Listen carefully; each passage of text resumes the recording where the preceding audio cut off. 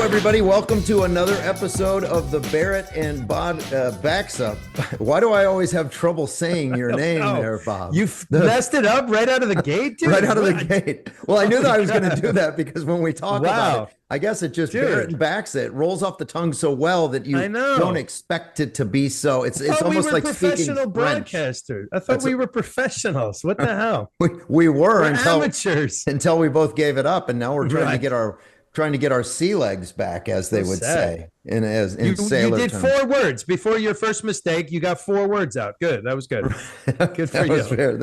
That's my best yet. My best effort that I can your make record. Here. Try to go 5 this time if you can. Well, in all seriousness, if there is seriousness, we do welcome you, and we hope that you are listening regularly at this point, because almost everybody that is listening or watching the podcast has basically what we call the chosen few, someone who's been almost personally invited, right? So we don't think there are a lot of people out there that haven't been personally invited by us or by friends of ours. And we're available on Spotify, you remember, YouTube, Apple Podcasts. We're on Rumble. But apparently, I was talking to some people the other day. Apparently, if you want people to subscribe, you're supposed to literally ask them to do that. Yeah, like you have to say it every time. It's actually kind of annoying, but... So go ahead. Tell people I'm making the request.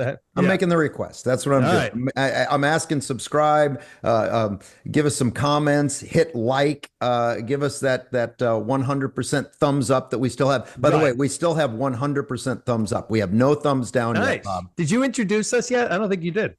Well, I'm Steve Barrett and you're Bob Baxa, and you're going to tell us what we've got coming up now. All right. Coming up today on this professional podcast, we're going to talk about the world's most famous man, who, of course, is Kilmar Abrego Garcia. This is a man that is occupying the thoughts of every human being on planet Earth right now. We're going to talk about a shooting at Florida State University and whether or not it was the lead story this week. We're going to talk about another shooting that you have almost certainly not heard about, a school shooting, not the FSU one. This took place in Texas. No discussion of space or space-related things would be complete without a discussion of our very awesome lady astronauts of space from this week. We're going to talk about body cams. The BLM people and protesters, they demanded body cams on cops. They got them. How did that turn out for them? James Carville was again in the news this week. We're going to talk about him and the future of the Democrat Party. And we're going to finish it up with a wonderful speech from our good old former president, Joe Biden. So we have a packed show for you today here on the B&B. Well, that sounds packed, Bob. I'm excited to get into it. Me too. But I was just thinking, as I was thinking about the rules of podcasting, and we think one of the rules of podcasting is that you do not respond to people as they make comments on your videos. And you got a little bit upset the other day. I'm very annoyed. Someone on TikTok where. So, all right. So I have my Salvation Army shirt on today. And we all know we know I love the Salvation Army. They got me clean. They got me off drugs. They have gotten millions of, I don't know exactly how many, but many people. It's got to be millions. It is, I would think, over the years. And for some reason, there's maniacs on the internet and on TikTok who hate the Salvation Army. And so I just want to talk a little bit about some of these comments. They're really annoying me. First of all, this is a free rehab. So like, if you're the kind of person that someone brings you a present and then you complain that you don't like the color of the present, like if that's the kind of person you are, it's a free rehab. So a lot of people were saying something to the effect of they don't really care about people. They just care about making money, which is bullshit. They're a charity. Okay. Charities need money. Let me set up this comment that bothered you, because it's from one of our shorts on TikTok. And you were talking about how you would get up and you had a job to do every day. Yes. And at the end of the week, they would give you a little bit of money at the end of the week. And there was a person, we're not going to call her out or talk about who she is. I don't even know who she is, but she made a comment basically comparing it to slave labor. And saying, okay. Let me address this because this is good. So I've been to country club rehabs. Tom sent me to a country club rehab. It cost $18,000. We literally had a chef living in the house. So when you woke up, you would wake up in the morning, yes, to the smell of bacon and eggs cooking. It was a gourmet breakfast and dinner. And then lunch they gave you at the classroom area where you would go. You went to a different building for classes. So it was the easiest rehab possible. The Salvation Army does something different. They have a thing called work therapy. Now, a lot of people bitch about this, but I truly believe that this is why I got clean at the Salvation Army. So in the morning, we would get up, we would go have breakfast. It was a nice breakfast, not gourmet, but served to us in a cafeteria. And then I would go to the sorting room, and it sucked. It was horrible. My first day, so many times I said, I'm going to walk out and leave. But as time went on, what this teaches you, think about it. Most addicts have no fucking clue how to do a real job. They don't know what it means to get up in the morning and go to work. So essentially what you're saying is when you're in the Salvation Army program, you're working so that charity can make money to provide you the housing and the clothes and the food and the therapy that you're getting. So it's not in any way slave labor. You're actually in no way working. It's like working on a farm and they're feeding you and housing you and all of this. Yeah. What do you think leads people that may have experienced the Salvation Army I know exactly. to say, hey, they're just ripping these people off and taking advantage of these people? Yes, I know exactly the answer to that question. What happens is guys go into the program and they quickly realize that, wow, getting up for work every day sucks. And so they bail on the program, and then they spend all their time, because human nature, you don't want to say, I failed out of the program. What you say is, oh, F that that's bullshit. That program is just slave labor. They don't even want you. So it's an excuse to fail. For why you failed. All right, so that's that. That's the work part of it. The other thing I heard, all they do is push religion on you. Hello. It's called the Salvation Army. Everyone I came in contact with was a great person who truly deep down wanted the men to get clean. So I love it. But here's the thing. If you don't like it, don't go there. Like, seriously, it's such an easy solution. Don't go there. So anyway, I'm not reading our comments anymore because look at me. I'm all worked up. I know you get worked up. Oh gosh, you should see Bob on Facebook. If you really want some entertainment, see how Bob interacts with people on Facebook. I do. But I don't stay mad. I'll be happy in 5 minutes. I think you intentionally instigate things on social media there. All right. So that's it. I spent too much time on that. But anyway, let's get into the show. That's all right. Okay, so into the show. You and I have watched all week as you put it, as one man becomes incredibly famous, the most famous man in the United States right now. He really is. Yeah, Kilmar Abrego Garcia, I believe. We've all memorized his name. His name is Killmore. I call him Killmore. He's a typical Democrat. He kills more. Killmore.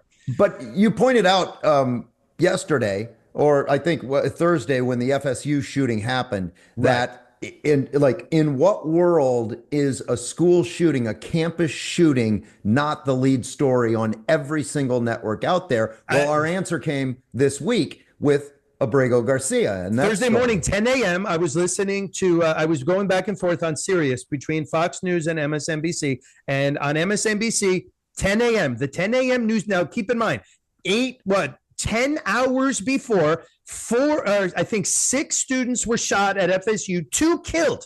And the kid is the son of a cop. Like, it has so many elements. Story. Huge. The media would love it. They love to do a gun control rant about this. This was not the lead story on MSNBC. On MSNBC, the lead story was Kilmar Abrego Garcia. So, I mean, it's crazy. This guy is...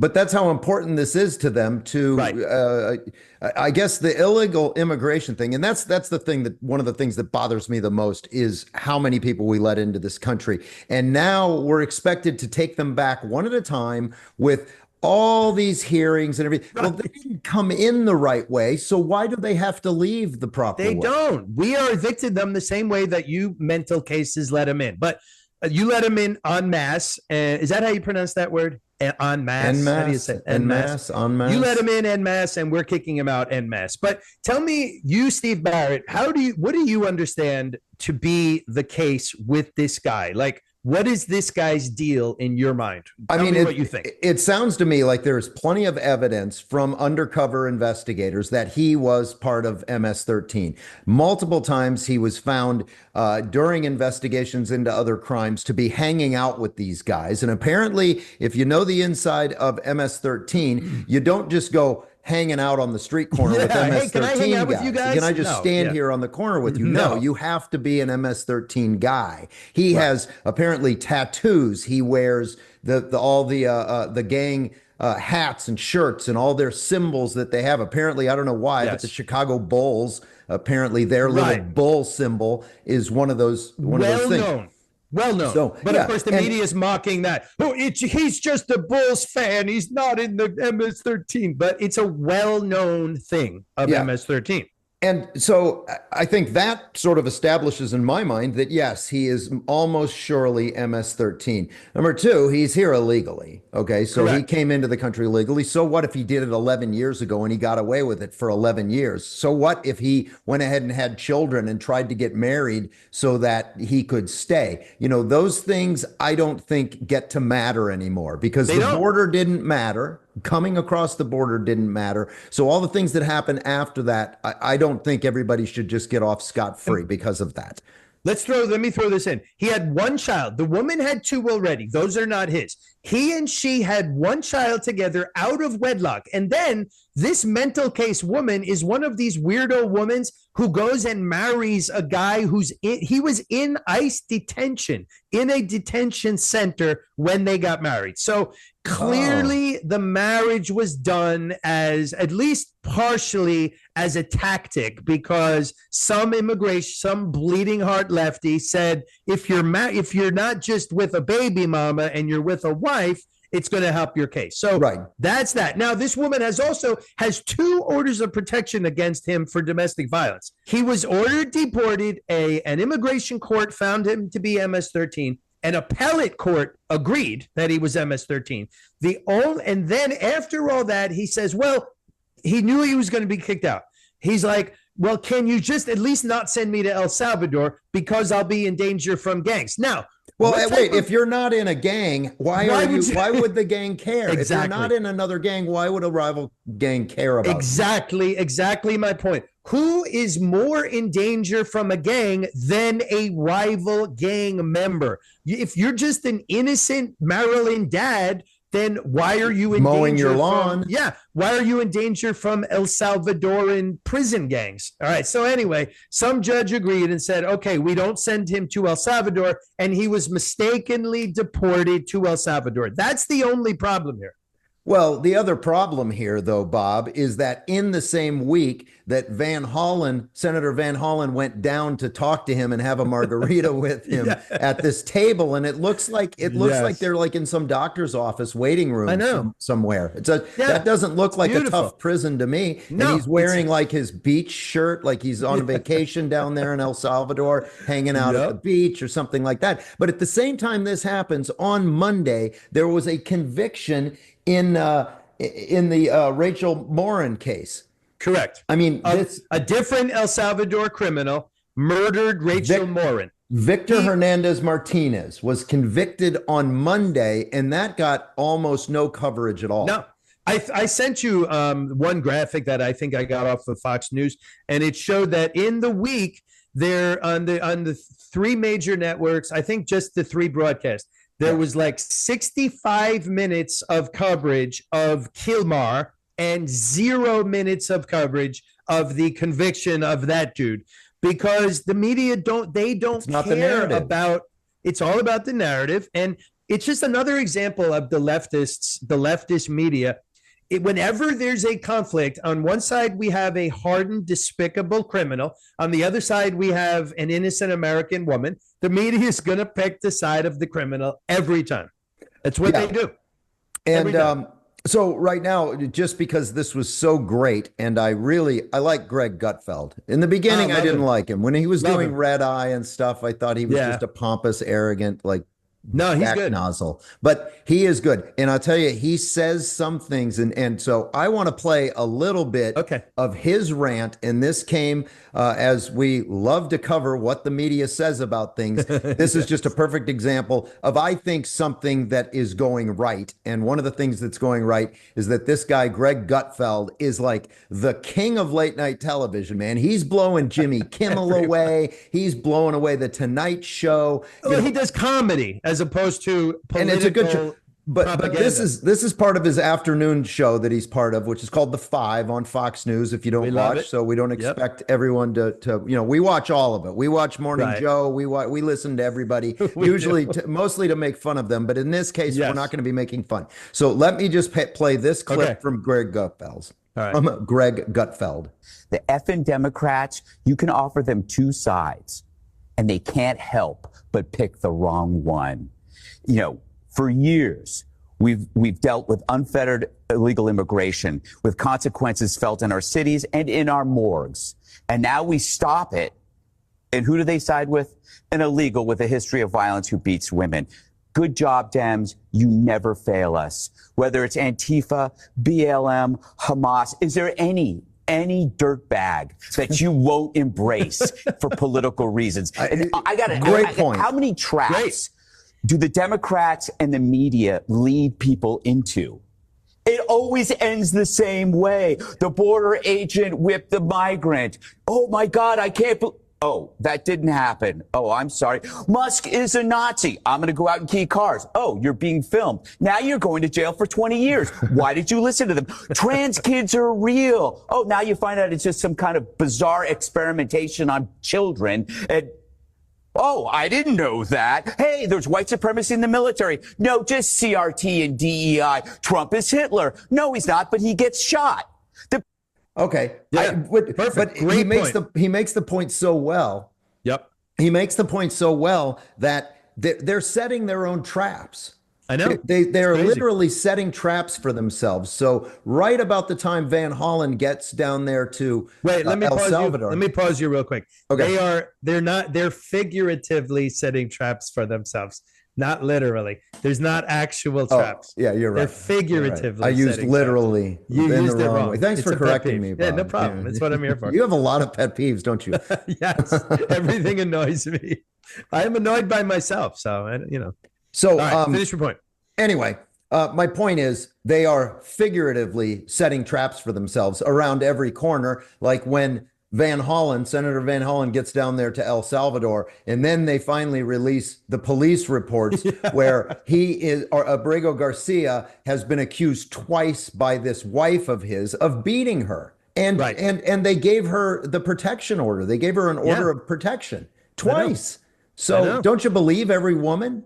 Isn't every woman to be believed? No, unless you believe women when it's convenient to believe women. I mean, if it's a sexual assault thing, and if a woman is accusing a Republican, you believe all women because no woman would ever lie about something like that. How dare you? If the woman's accusing a Democrat,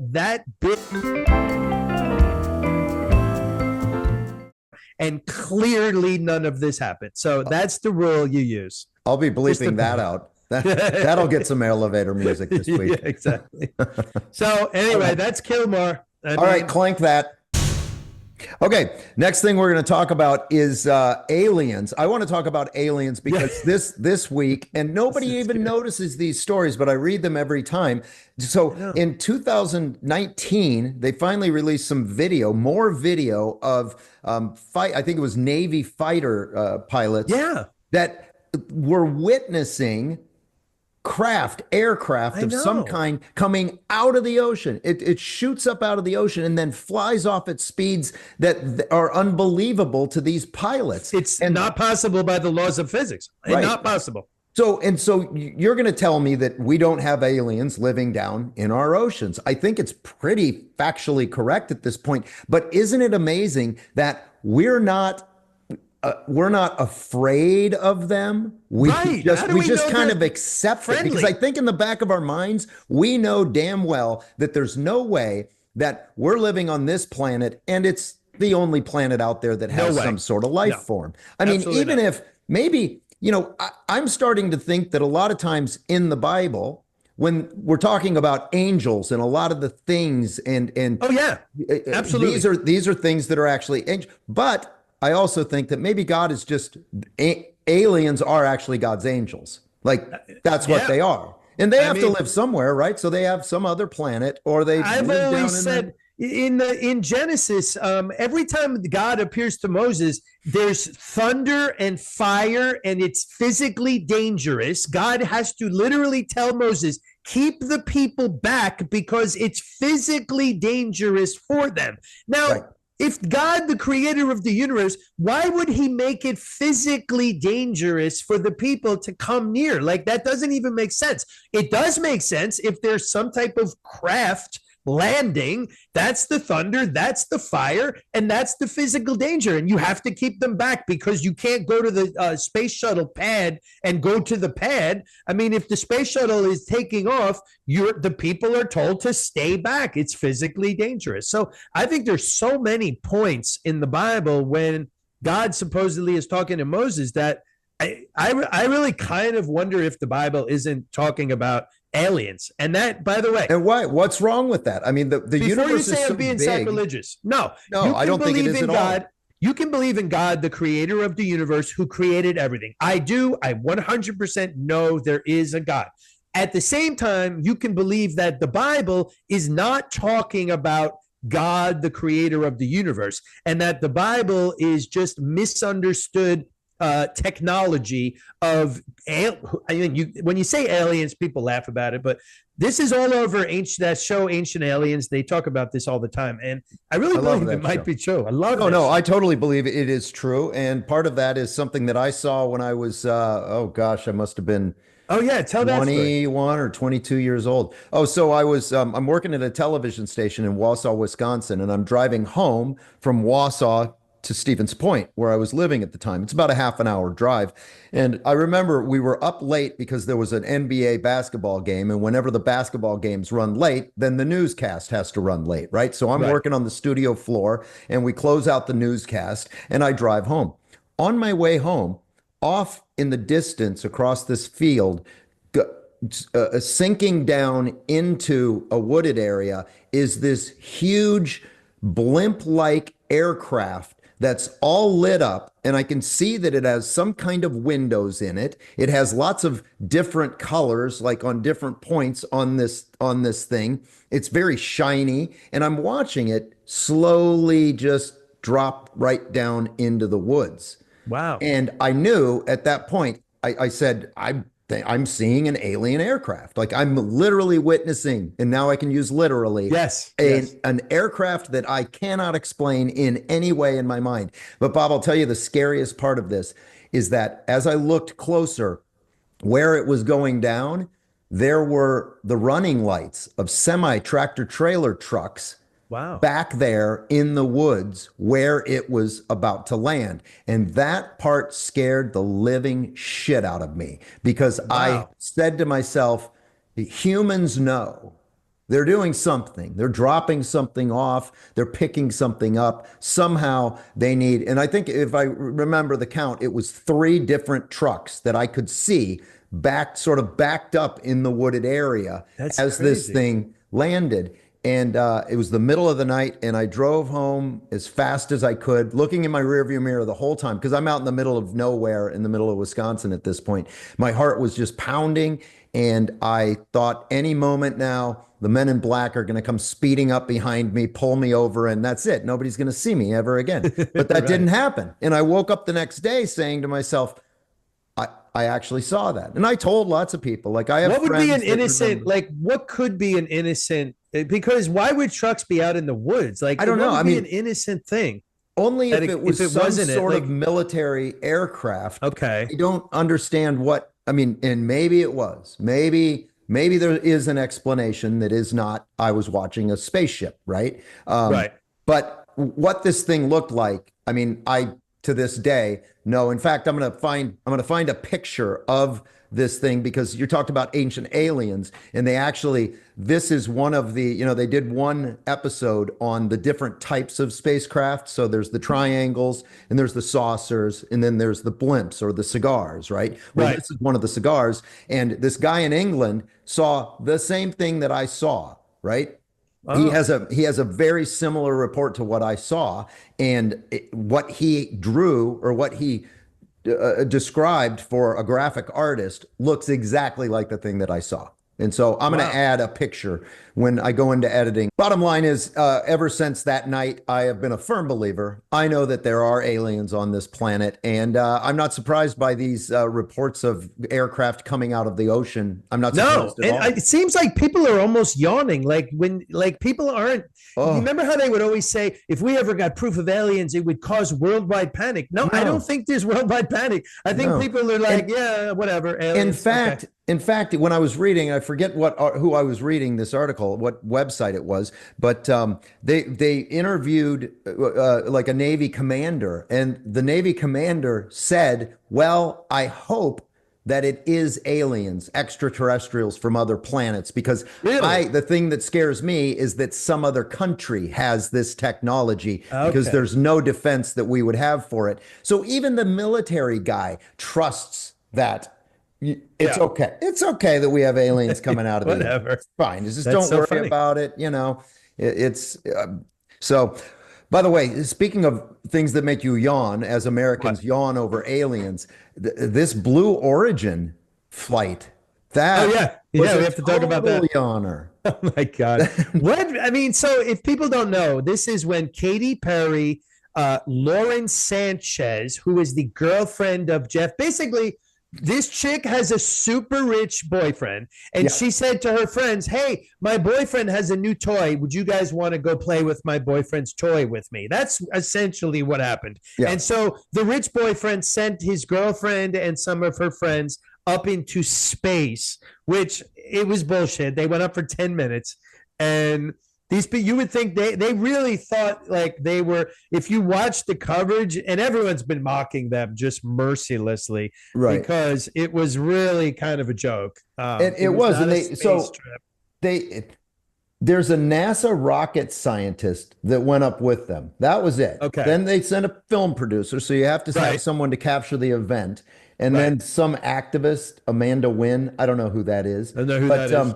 But I'll tell you, Katy Perry, there are articles out there now that Katy Perry is regretting it because she made such a fool of herself, and then she kissed the ground when she landed. You were gone for 10 minutes. What the fuck? Why are you kissing the ground? Here's how, if I leave my house right now in Minnesota, and I drive to Wisconsin, you have to cross over the St. Croix River. So there's the definitive line right there between Minnesota and Wisconsin. If I drive over that river and then I turn around and immediately come back, did I really go to Wisconsin? No, really. No. I just crossed the river and came back. That's what they did. They basically just barely went outside of the atmosphere, and they were floating around. Well, then there's also this theory that they didn't even do it, because have you seen the door opening thing where somebody opens the door from inside? Yeah. And they wanted Jeff Bezos to be the big hero letting the ladies out. Right.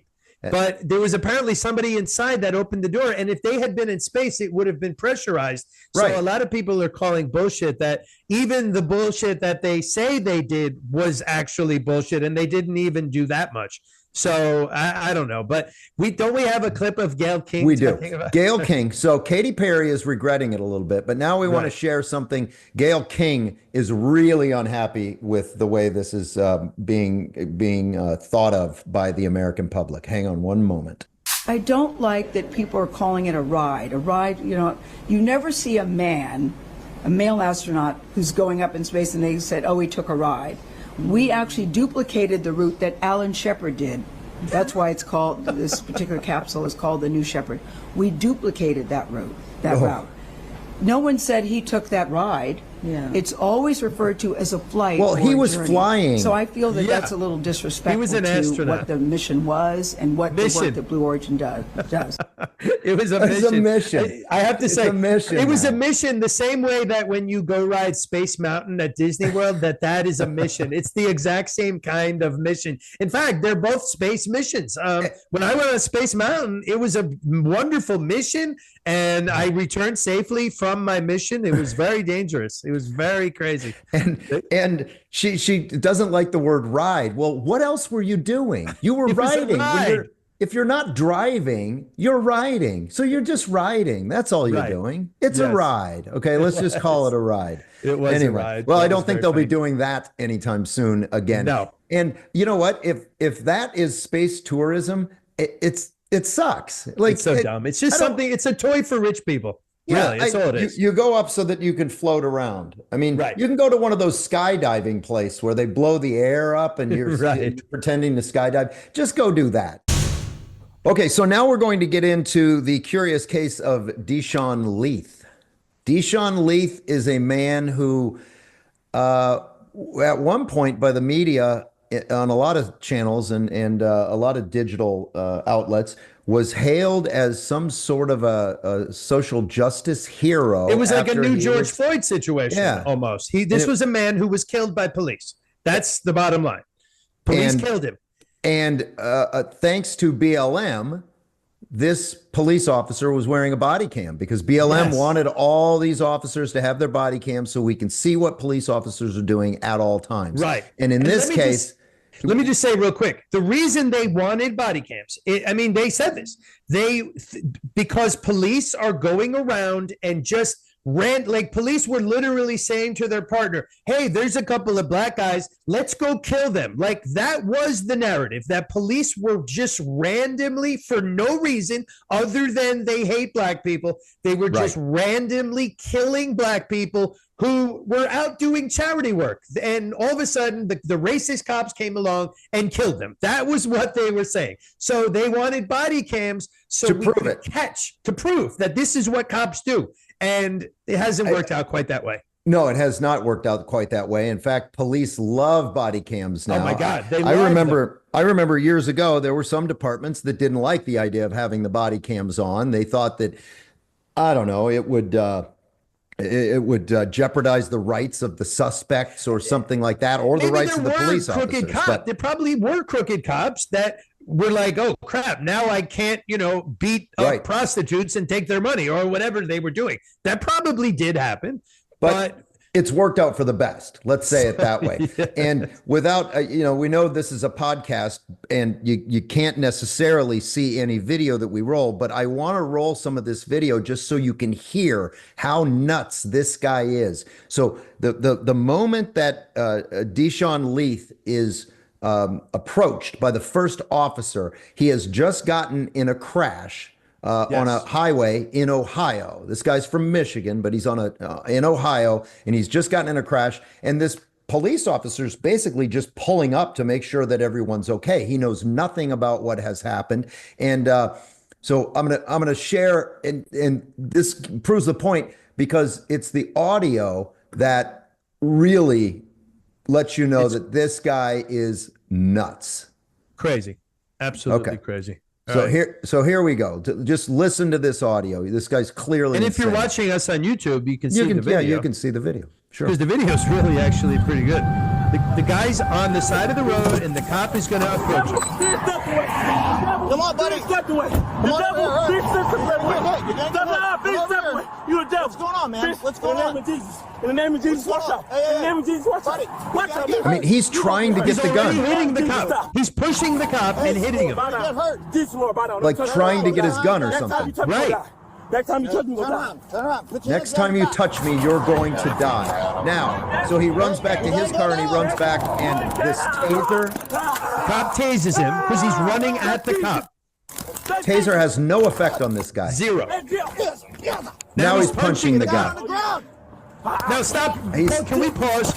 Right here, the cop absolutely, by every police department standards, if a suspect is punching you in the face repeatedly, you have the right to use deadly force. You have the right to pull out your gun and shoot that guy. And the cop did not do it. And why doesn't a white He cop, should have shot him. Like, there are 10 different moments he should have shot him. It's all because of you freaking BLM mental cases. You have it to the point now. This cop, what's racing through his mind right now? What's racing through his mind is, here is a black guy. I'm a white cop. I shoot this guy and my life is over. I might actually get arrested if I shoot this guy. Yeah. So the cop lets him get away with this, everything and the short guy of is murder. Punching him in the face repeatedly. No effect on this. And then he steals, like, he did get the best of this police officer. Then he stole the police officer's vehicle. And as he's driving down the road, I just think this is kind of funny, but he says, like, we don't have it, but at one point he says, "Hey, car, I rebuke anything that gets behind me. I rebuke anything that's in front of me." And at one point, you can hear the police chatter on the radio in the car, the stolen police car that he's driving.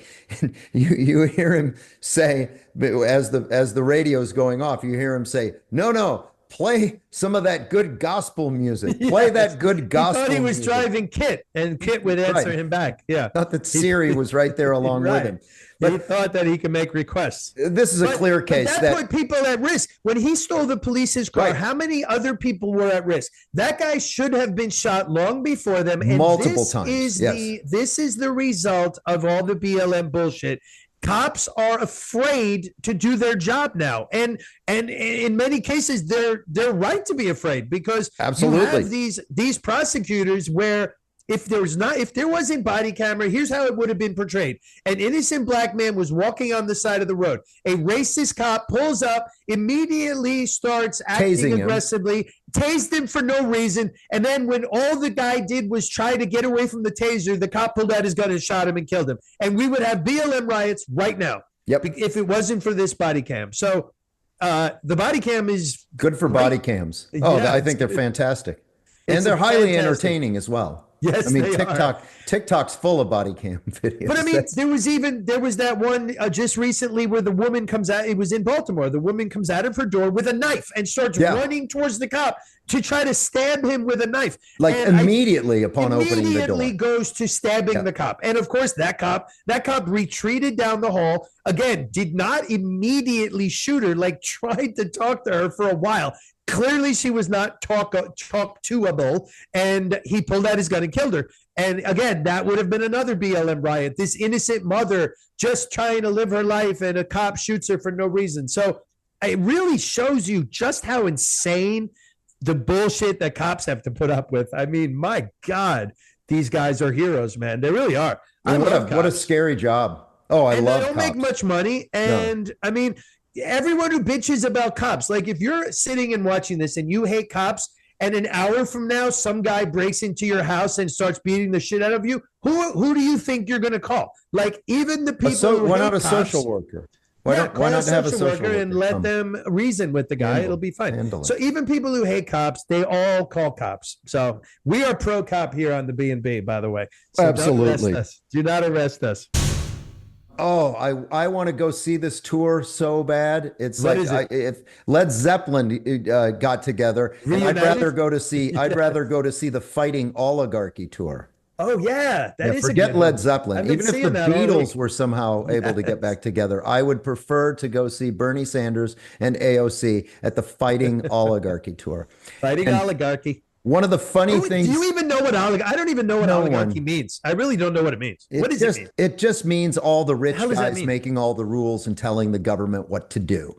And it's the Doge thing. They're trying to say, because Elon Musk is running Doge, it's an oligarchy, and because Donald Trump is a billionaire and he's the president, it's an oligarchy. Okay, so I understand. Forget the Biden crime family. This is real. This is the real scary thing. But remind me again, how is Bernie getting from one concert location to the next? How is he traveling in between appearances? Apparently, I've got it right here in my notes, show notes. Apparently, according to the Washington Free Beacon, he is doing it with AOC on board, using $225,000, spending that on private jets. So they're flying Nothing says private. fighting oligarchy better than flying on private jets to talk to the working man and tell them.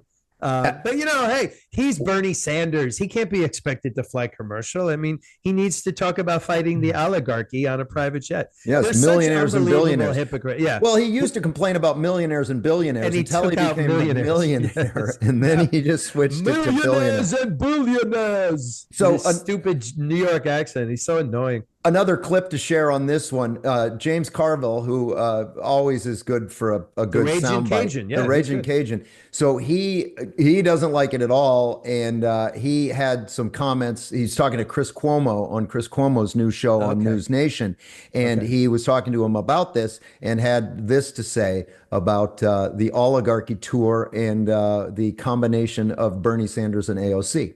Let me make a point about Bernie and AOC. But Bernie ran for president twice. He's lost twice.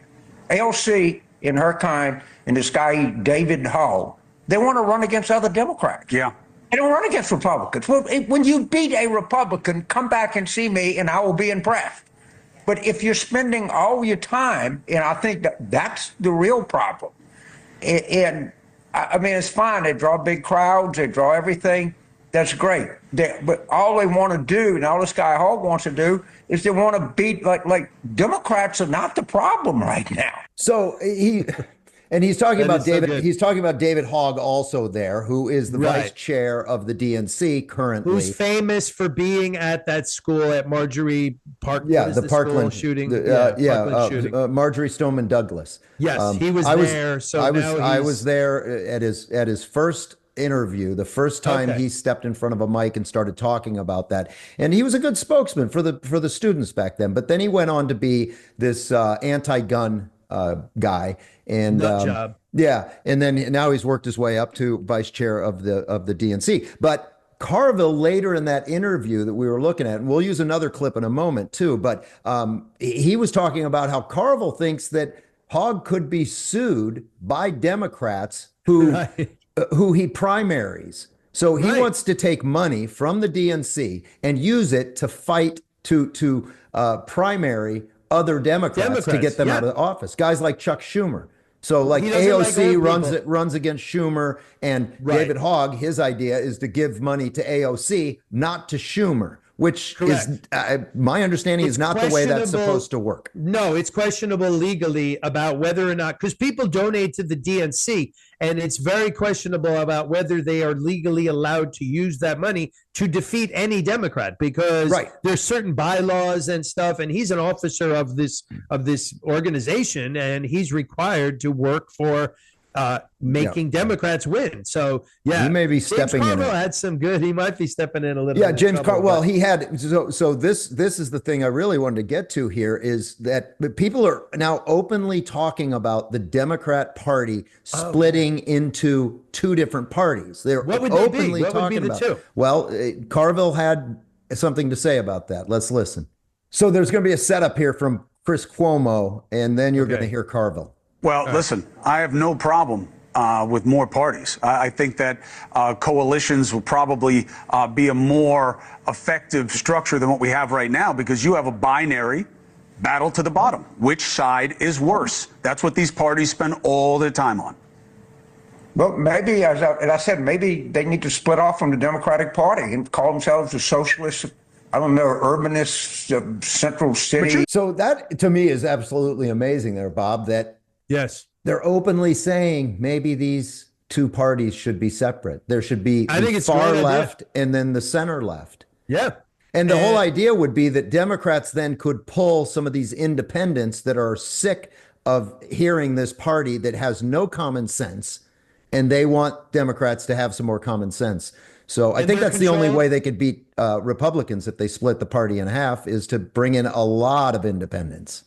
But there was talk about this with splitting MAGA from Republicans and having like the old style Mitt Romney Republican that basically is worthless and fights for nothing and just goes to the country club. And then the new style MAGA Republican. But the problem is they would have the same problem that the Republicans would have had if there was two parties.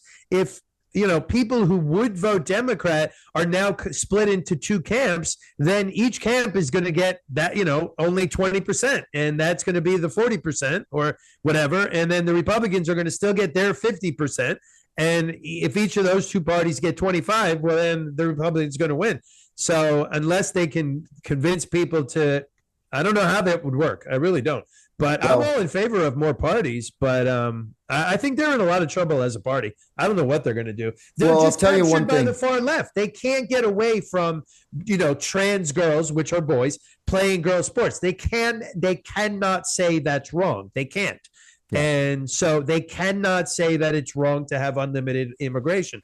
They just can't say these very fundamentally popular things that the American people are truths. Want. That are truths, and the American people want them. And I'll tell you one thing that Democrats are not going to win by doing is rolling out Joe Biden anymore. Joe came out of hibernation this week. He did come out of hibernation, and we're going to play a little bit of that. The funniest part happened right out of the gate because when you introduce a politician at one of these rallies or at a speech, right? The first thing that happens is they walk out and they wave and they they lean over and they say hi to someone and they crisscross. They do that fake point, like the fake point. They point at somebody in the audience. They go to both sides of the podium before finally making their way to the podium, right? So you play the music in the background and everybody gets excited that politician X is now here and they're about to speak. And there's cheering and yelling. Joe Biden apparently hasn't done this in a while because he walks right up to the microphone and starts speaking in his lowest possible voice, in the quiet Joe Biden voice, the Joe Biden voice like this, not the Joe Biden voice like this that he uses, but he's as quiet as he can be. I'm gonna share this clip. And he's reading. Of course, he's reading off of a teleprompter. So he just immediately starts reading. Yeah, and listen to how you can barely hear him in the background. Right. Okay.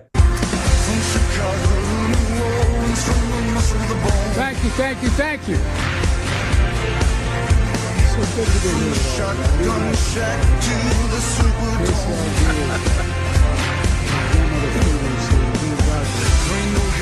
And it goes on and on. I had never I heard it, but I didn't see it.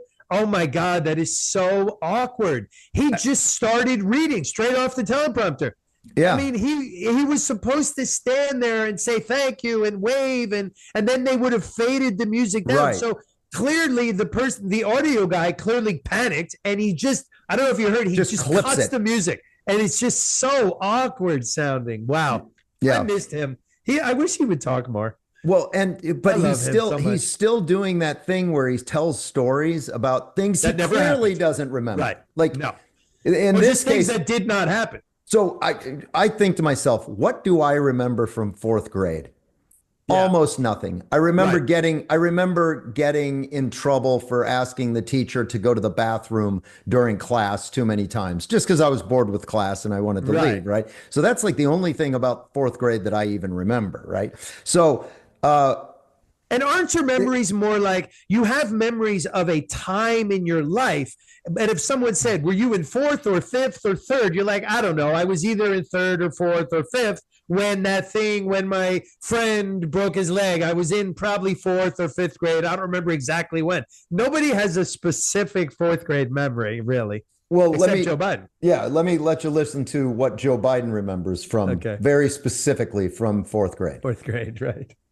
I remember moving from Scranton, Pennsylvania down to Wilmington, Delaware, and Cole died. My dad moved back to where we could get a job.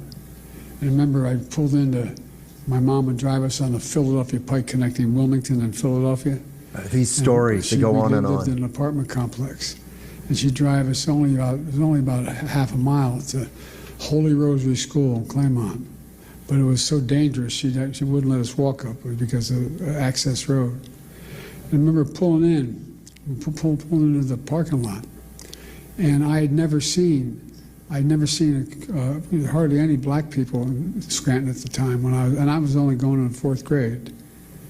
And I remember seeing the kids going by at the time called colored kids on a bus going by. They never turned right to go to Claymont High School. Called colored kids. Colored kids, yes. This did not. His stories are so bad, man. This did not happen. He gives all these. He is an old senile man. Yeah. He's Grandpa from The Simpsons. He drones on and on and on, and then he says, "What was I talking about?" Like that is Joe Biden, and the fact that think about what they tried to do to us. That guy would still be president. Like they tried to run him again. Yeah. He doesn't know how to walk out onto a stage, and they tried to put his hand on the nuclear button. That's the thing that turned me against the Democrat Party like forever. Like you split them off, whatever. You split it in half and send all of the far left woke people off to one side. You still have that center left that lied to us and told us this huge lie and then tried to force Joe Biden down our throat another time. I know. And then when they realized that wasn't going to work, yanked him and just installed whoever they could, Kamala Harris. Of course, they lost the election. We all know what happened. But that's the one thing that really turned me against the Democrat Party, I think probably forever, is that that was such a massive lie to tell. The biggest ever in the history of politics. I mean, they tried to run a senile man for president. And we all know now that for Joe Biden's entire presidency, he wasn't making decisions. So any of these big decisions, do we know if Joe was even consulted or if it was just advisors? We don't know. Like, we do not know. Yeah, who was behind the auto pen? Scandal. That is a scandal, the likes of which we have never really seen. And now he is now they can't even get him out there for a speech as the former president without him using some racial slur, which I think that's one of the funnier racial slurs to me is colored people. Colored kids, and now, according to the left, the proper term is people of color. Yeah, what's it's the same difference? Word in backwards. Like, it's reversed. All you did was switch the words around. Like so how about don't use any of them and just it's a black person.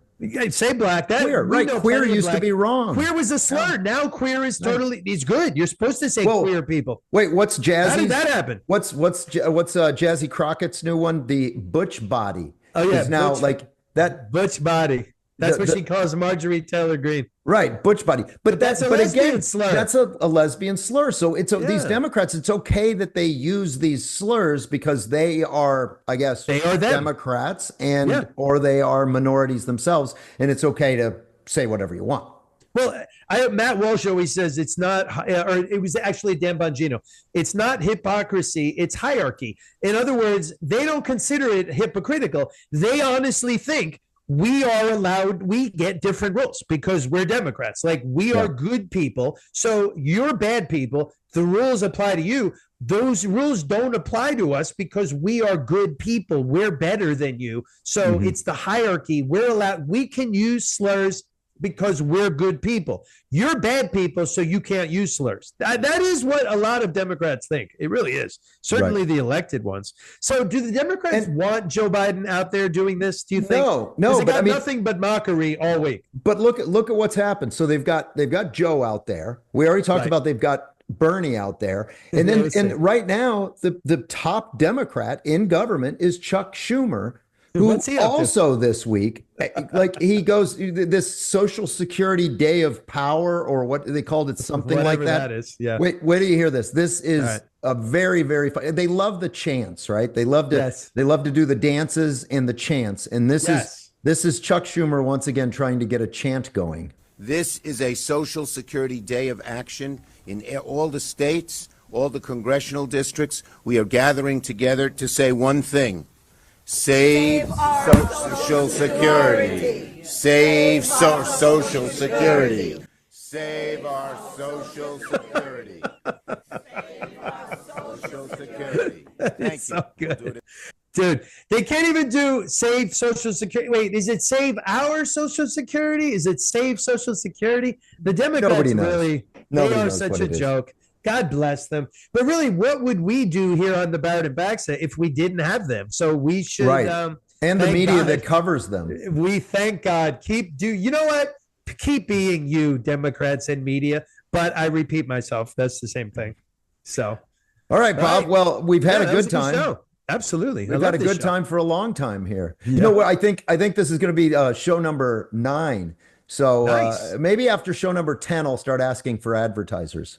Okay. We'll see what happens. I'm sitting here. I've been all day, the whole time. Oh, I've been yeah. sitting What am I? I'm just sipping on my drinking, Culver's cup. I'm because- drinking Kirkland water, Costco. Yeah. So, Costco's but big. Culver's has a special place in my heart because I am from, nice. as you can see Sauk on my Prairie. shirt, Sauk Prairie, Wisconsin. Sauk Everybody Prairie, knows Wisconsin that. Yeah. is the home of Culver's. And I can tell Okay. you how Culver's started. When I was a kid, right up the street from my house, and this is not a Joe Biden story. This is something I this definitely is real? remember. Okay. So there was an A&W root beer, and the founder of Culver's owned the A&W root beer. He had the franchise, but he also owned the property. Well, he got tired of the food that A&W was turning out, and he wanted to do something better. So he let the agreement with A&W expire, and he opened up his own restaurant. The whole community kind of rallied around him because it was a new fast food restaurant. It was the only one in town. In fact, my dad and I helped rewire the restaurant. My dad was an electrician.